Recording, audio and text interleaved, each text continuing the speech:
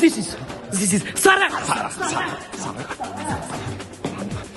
This is hafta. This is sariq hafta. Bozorni sindirish vaqti keldi.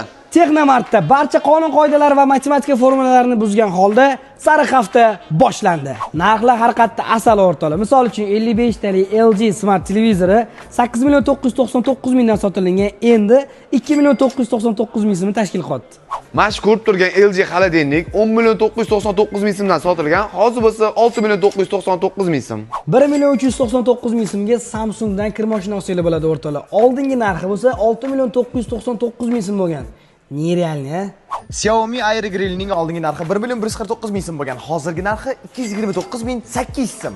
Kofe mashina DeLonghi aynan shu modeli 6.069 mingdan sotilgan, hozir 3.979 ming so'm. Xiaomi Redmi Note 14s smartfonlari 3.219 ming so'm bo'lgan, hozir 1.999 ming so'm.